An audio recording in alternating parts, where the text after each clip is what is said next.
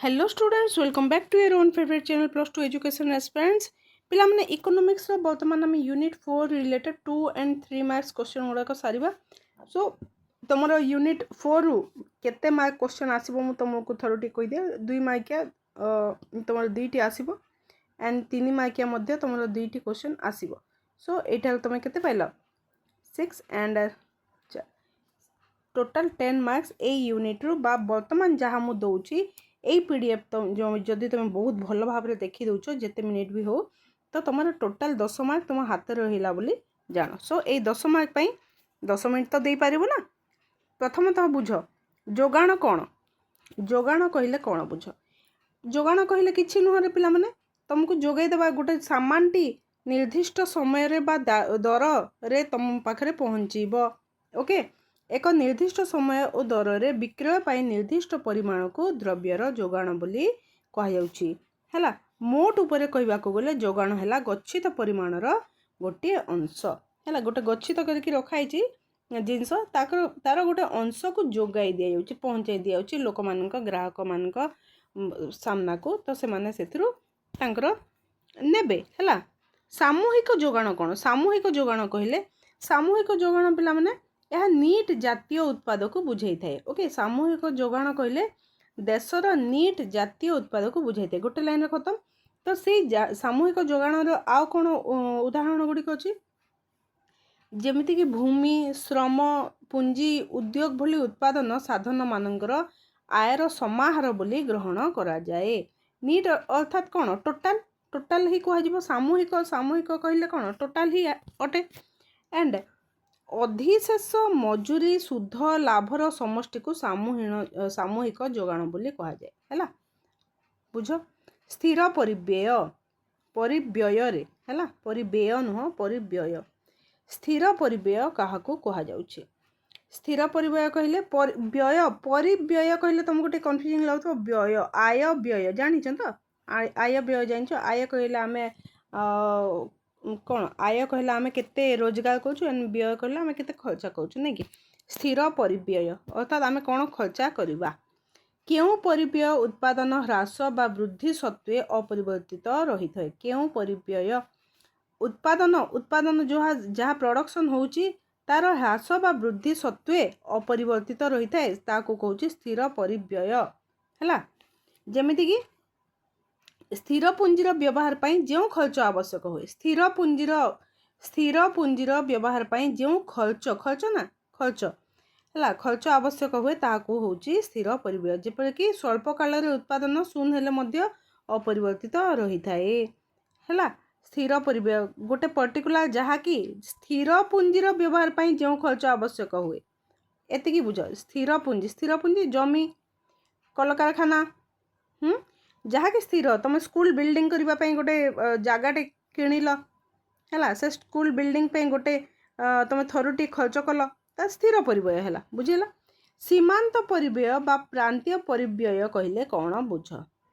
Most important question गुड़ा कही आम डिस्कसन करुचे पिला माने।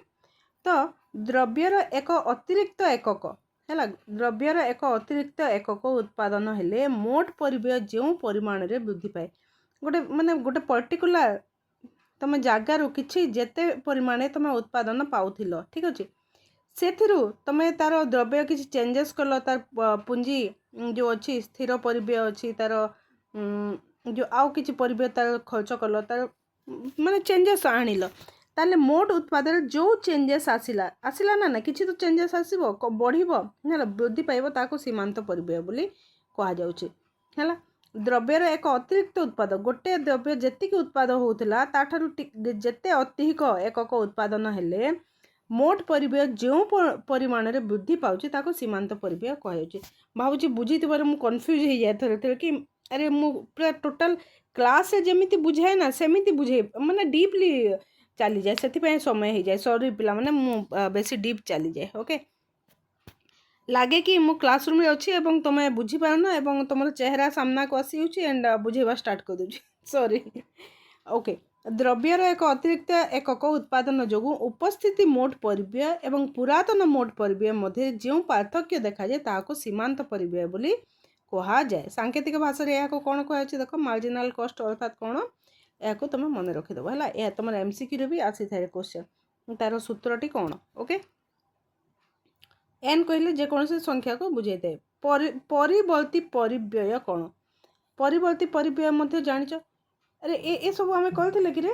परिवर्ती परिव्यय उत्पादन परिवर्ती साधन क्रय और विनियोग करने जो खर्च करा जाए ताहाकू परिवर्ती परिव्यय कहा जाए ओके यही परिव्यय उत्पादर परिमाण परिवर्तन सह परिवर्तित होता है उत्पादन बंद बेले यह परिव्यय दरकार पड़ी न थाए हैला देन सीमांत आय किपरि आकलन करा जाए सीमांत आय सीमांत आय किपरि आकलन करा जाए तार फर्मुलाटी तुम फर्मुला गुड़ाक मन रख रे पिला माने ओके उत्पादित द्रव्यर गोटे अधिक एकक बिक्री कले मोट आय रे जो अतिरिक्त आय जोग हुए ताहाकू सीमांत आय कहा जाए हे गला कौन बुझेला ना नहीं उत्पादित द्रव्य जेतिकी द्रव्य तुम उत्पादन होउतिला सेथिरे आउ गोटे जदि आउ गोटे एकक तार सेथिरे ऐड हो गला अधिक है गोटे अधिक एकक बिक्री कले बिक्री करागला तो मोट आय रे अच्छा तुम पाखे जिते सामान अच्छे से आहरी जदि उत्पाद है तुम आहरी बिकब बिकिलु तुम जी आय होता से आउ कि एड है ना नहीं आउ कि एड जे ताहाकू से अतिरिक्त आय जोग हुए ताहाकू सीमांत आय बोली कहा जाउछि मोट आय रे अतिरिक्त आय जोग हेले जहाँ लास्टली फाइनाली हैला ताहाकू सीमांत आय कहा जाउछि ओके अव्यक्त बा लुक्कायित परिव्यय कहले कौन बुझ अव्यक्त अव्यक्त बा लुक्कायित परिव्यय कौन सेटा जो किछि नहीं रे जो निजर परिश्रम दक्षता हैला कौन अच्छी चलो देखा क्या लुकायित प्रतिष्ठान मालिक स्व अधिकार भुक्त एवं स्व नियोजित साधन गुड़िकर पारिश्रमिक बाबद जेतिकी आय पाइबाकू हकदार ताहाकू लुकायित परिव्यय कहा जाए अर्थात उद्योक्ता निजर परिचालनागत दक्षता निजस्व नियोजित पुंजी बजार दर रे अन्य प्रतिष्ठान रे नियोजित करी जो पाउना पाई थांते ताहाकू लुकायित परिव्यय बोली अभिहित करा जाइछि बुझेला लुकायित परिव्यय कौन प्रतिष्ठान मालिक गोटे मालिक है प्रतिष्ठान मालिक से विभिन्न साधन गुड़िकर पारिश्रमिक बाबद से जेतिकी आय पाइबाकू हकदार है ताहाकू लुकायित परिव्यय कहा जाउछि बुझेला देन जोगाण रेखा उलंब हेबार अर्थ कौन जोगाण रेखा उलंब हेबार अर्थ कौन कहीं जोगाण रेखा उलंब होता है अति स्वल्प काल बा बजार काल रे दर जेते वृद्धि हेले मध्य जोगाण वृद्धि हुए नाही अति स्वल्प काल रे कौन होता है जेते दर जेते वृद्धि हेले भी जोगाण वृद्धि हुए नाही तो यार सूत्र यही यार जोगाण सूत्र व्यतिक्रम अटे कौन ये हूँ जोगाण सूत्र व्यतिक्रम तो अति स्वल्प काल रे जोगाण रेखा एक्स अक्ष प्रति उलंब होता है कौ स्थान रे उलंब होता है तुम जान ना स्वल्प समय रे स्वल्प काल बजार रे दर वृद्धि हेले मते जोगाण वृद्धि हुए नाही सेही समय रे जोगाण रेखा एक्स अक्ष प्रति उलंब होता है देन क्वेश्चन देख हाराहारी परिव्यय और सीमांत परिव्यय मध्य रे संपर्क कौन जेते बेले सीमांत परिव्यय हाराहारी परिव्यय ठारू कम हुए हाराहारी परिव्यय ह्रास पाए ए मन रखिबो यस मन रखिबो पिला माने हैला जदि मन रहुनी मन रख कहीं ना यही 10टी 12टी क्वेश्चन जो यही यूनिट दूची तुम 10 मार्क तुम थुआ ओके जिते बेले सीमांत परिव्यय कौन कहली तो सीमांत परिव्यय हाराहारी परिव्यय ठारू कम हुए हाराहारी परिव्यय ह्रास पाई थाए जिते बेले सीमांत परिव्यय हाराहारी परिव्यय सहित समान हुए हाराहारी परिव्यय स्थिर और न्यूनतम होता है जिते सीमांत परिव्यय हाराहारी परिव्यय ठारू अधिक होता है हाराहारी परिव्यय वृद्धि पाए पिला माने ये रिलेशनशिप तुम भल भाव देखी था रिलेशनशिप मु कहूची लॉन्ग क्वेश्चन भी आसी पारे नेक्स्ट क्वेश्चन मौद्रिक परिव्यय कौन मौद्रिक परिव्यय है गोटे द्रव्यर उत्पादन निमित्त व्यय होता मोट मुद्रार परिमाण को मौद्रिक परिव्यय कहा जाए सिंपल द्रव्यर उत्पादन पाई व्यय होता मोट मुद्रार परिमाण है उत्पादन पाई जहाँ तुम खर्च कर व्यय कर से मुद्रार परिमाण को मौद्रिक परिव्यय बोली कहा जाउछि। ठीक अछि बा उपादान गुड़ी को क्रय करने को खर्च होता मोट परिव्यय को मौद्रिक परिव्यय कहा जाउछि। ओके देन विकल्प परिव्यय कौन? विकल्प परिव्यय कौन से द्रव्यर विकल्प परिव्यय होछि परित्यक्त होइतिबा तार सर्वोत्तम विकल्पर परिव्यय अर्थात बुझेला ना नहीं गोटे द्रव्य एक्स रो गोटे एकक उत्पादन करिवार विकल्प परिव्यय होछि त्याग कराउथवा वाय द्रव्यर सही परिमाण हला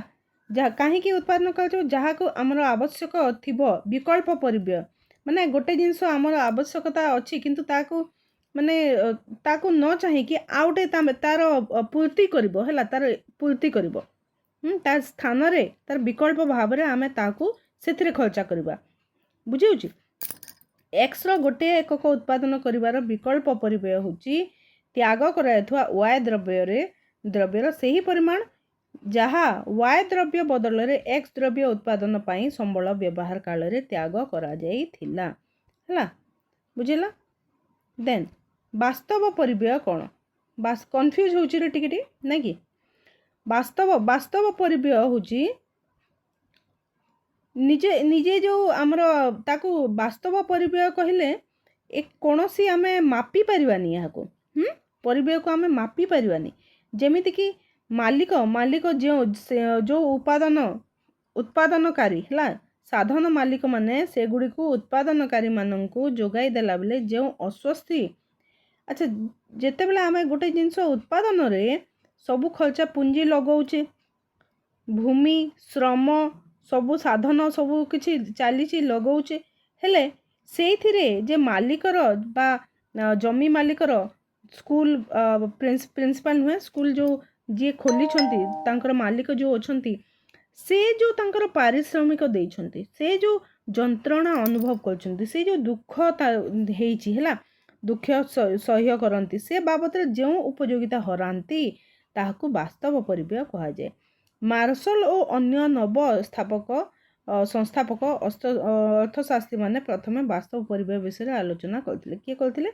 मार्शल हला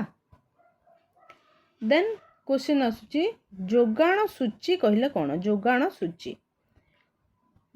सूची कौन जोगाण कौन जानिच जोगाण कौन मन रही एक निर्दिष्ट समय और दर रे विक्रय पाई उद्दिष्ट परिमाण को द्रव्यर जोगाण बोली कहा जाए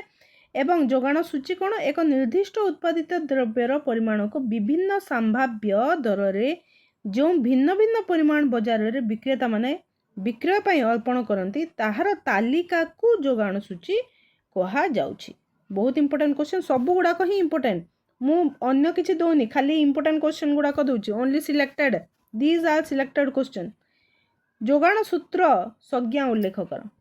जोगाण सूत्र संज्ञा कौन जोगाण कहले कौन जानिल जोगाण सूत्र कौन जोगाण सूत्र होची कौन से एक निर्दिष्ट बाजार रे एक निर्दिष्ट बाजार रे निर्दिष्ट समय रे विक्रय पाई जो द्रव्य परिमाण प्रत्यक्ष भाव रे दाम सहित परिवर्तित होता है हैला दाम सहित परिवर्तित होता है अर्थात दाम और द्रव्यर प्रत्यक्ष संपर्क को जोगाण क्रिया कहा जाए। जोगाण क्रिया कौन जोगाण क्रिया होची दाम और द्रव्यर प्रत्यक्ष संपर्क बुझी होची यार फॉर्मूला कौन रे द्रव्य जानछ तो जोगाण सूत्र को मन रखिबो हैला मु देइनी तुमको अच्छा एतिकी ही गला तुमरो ए 14 टी तुमरो 2 मार्क्स कर दियो तुमरो सब 2 मार्क्स ही गला देन आसियो तुमरो 3 मार्क्स रे 3 मार्क्स पई केते जण पचारथिल जे 3 मार्क्स रे ए जो कोन पार्थक्य दर्शाओ आसीबो कि यस आसीबो हैला पार्थक्य दर्शाओ भी आसीबो से जे से तुम जहा इच्छा ता करिवे तो पर्टिकुलर तुमको कहा जाएनि कि पार्थक्य दर्शाओ आसीबो कि कहा काहे कि किपरि क्वेश्चन आसीबो किछि एमिति कहा जाएनि किंतु तुमरो कोन ए जो इकोनॉमिक्स रे पार्थक्य दर्शाओ निहाती भाव रे आसी थाए रे पिला माने सो जहाँ सब तुम पढ़ीच सेतिकी रे आउ टिके ऐड कर देल जदि तुमरो काहे मौद्रिक परिव्यय कोन एटा तो 2 मार्क्स क्वेश्चन वास्तव परिव्यय कोन 2 मार्क क्वेश्चन हो ना नहीं ताको भल भाव में लिख देख मौद्रिक परिव्यय बुझेबा आवश्यक अच्छे कि मौद्रिक परिव्यय कौन मौद्रिक परिव्यय वास्तव परिव्यय देख मौद्रिक व्यय उत्पादनकर्ता एक निर्दिष्ट परिमाणर द्रव्य उत्पादन करने पाई जो मौद्रिक व्यय वहन करिथांती। ए होची तार की पॉइंट व्यय हैला टंका हिसाब रे जहाँ व्यय करछंती बा खर्च करछंती ए होची मौद्रिक परिव्यय हैला ताको आमे गणी परिबा केते से खर्च करछंती। किंतु अन्य पक्षरे उत्पादनकारी माननकु साधन जोगाई देला बेले साधन मालिक माने जो अस्वस्थी जंत्रणा निरानंद अनुभव कर मापी पारिबनी अनुभव करथांती सही हेतु से माने जो उपयोगिता हराई थांती ताको वास्तव परिव्यय कहा जाउछि। से जो एई सबु पाई हैला एई सबु पाई जहाँ से खर्च करछंती कोन खर्च करछंती तांकर परिश्रम से समय रे जो किछि अर्निंग कर पाइथंते ना नहीं जो समयटी से माने दैछंती जो अस्वस्थी से माने अनुभव करछंती से समय रे हुए तो एठारे थाईकरी तांकर किछि लाभ हेइनी अन्य स्थान रो हुए तो से किछि कोन से माने किछि अर्निंग कर पाइथंते तो से करी पारि नाहंती से उपयोगिता से माने हराई छंती हैला तो याको वास्तव परिव्यय बोली कहा जाउची हैला। देन मोस्ट इंपोर्टेंट क्वेश्चन स्वल्प काल दीर्घ काल कौन स्वल्प काल टिके छोट कर दिए ना ये स्वल्प काल कहले कौन एवं दीर्घ काल कहले कौन। स्वल्प काल रे दर परिवर्तन हेबा सहित उत्पादनकारी परिवर्ती उपादान को परिवर्तन करी जोगाणर स्वल्प परिवर्तन करी पारि थाए यस किंतु द्रव्यर दर वृद्धि हेले अधिक परिवर्ती परिव्यय नियोजन करी उत्पादन किछिटा बढ़ा जाई पारे केउथरे स्वल्प काल रे हैला स्वल्प काल रे जोगाण रेखा बामरु डाहाण को ऊर्ध्वगामी हुए हैला केते केते कोन लिखिला स्वल्प काल रे कोन हिते स्वल्प काल रे उत्पादन को कोन उत्पादन साधन को परिवर्तन करी उत्पादन को आमे कोन आहरी परिवर्तन करि परिबा द्रव्य दर वृद्धि हेले अधिक परिवर्ती परिव्यय नियोजन करी परिवर्ती परिव्यय जहाँ को जो साधन गुड़ को आम चेंज करवा तो नियोजन करी उत्पादन किछिटा बढ़ा जाई पारे हैला तेणु स्वल्प काल रे जोगाण रेखा कोन होइते बामरु डाहाण को ऊर्ध्वगामी होइते स्वल्प काल रे जोगाण रेखा ऊर्ध्वगामी होइते बामरु डाहाण को मात्र जोगाणर स्थितिस्थापकता कम अटे जोगाणर स्थितिस्थापकता कम अटे कहीं स्वल्प काल पई कहा जाउची किंतु दीर्घ काल रे समस्त उपादान परिवर्तनशील ओके दीर्घ काल अधिक समय पई कहा जाउची तार लिमिट नाही तो दीर्घ समय काल रे समस्त उपादान परिवर्तनशील तेणु द्रव्यर दर परिवर्तन सहित ताल मिलाई जोगाणर परिवर्तन हेबा संभव होइते तेणु दीर्घ काल रे जोगाण रेखा बामरु डाहाण को ऊर्ध्वगामी और दीर्घ काल रे जोगाणर स्थितिस्थापकता अधिक देख दीर्घ काल रे मध्य जोगाण रेखा बामरु डाहाण को ऊर्ध्वगामी होइते एवं जोगाणर स्थितिस्थापकता अधिक होता है किंतु किंतु स्वल्प समय रे स्थितिस्थापकता कम होता है एतिकी डिफरेंस है। देन स्थिर परिव्यय एवं परिवर्ती परिव्यय कौन या जानिच देखि नब स्थिर परिव्यय कहले कौन बुझ है जमीती जमी कोठाबाड़ी कारखाना जंत्रपाति ये सब साधन जो आम यूज करा उत्पादन पाई यहाँ को कौन स्थिर परिव्यय बोली कहा जाउची एंड परिवर्ती परिव्यय कौन जहाँ को आम चेंज करवा कंचामाल है मजूरी है जी लोक लगेवा है श्रमिक मानकर मजूरी ये सब गुड़ाक हूँ तुम परिवर्ती परिव्यय बहुत इंपोर्टेंट। देन हाराहारी आय और प्रांतीय आय कौन हाराहारी आय कहले कौन एवं प्रांतीय आय कहले कौन प्रति एकक द्रव्य प्रति पाउणा को हाराहारी आय बोली कहा जाए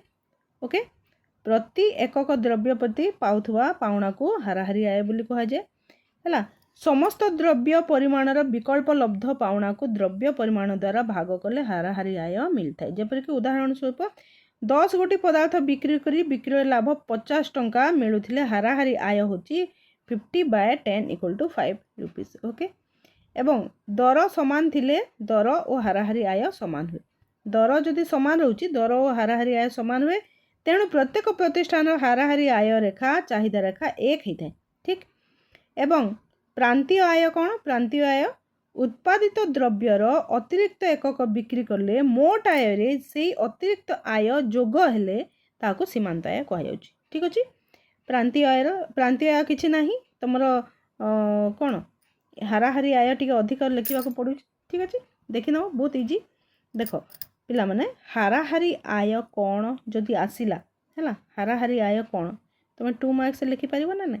3 मार्क्स विथ एग्जांपल लिखिपर ना ना यस तुम लिखिपर प्रांतीय आय बा सीमांत आय कहले कौन लिखिपर यस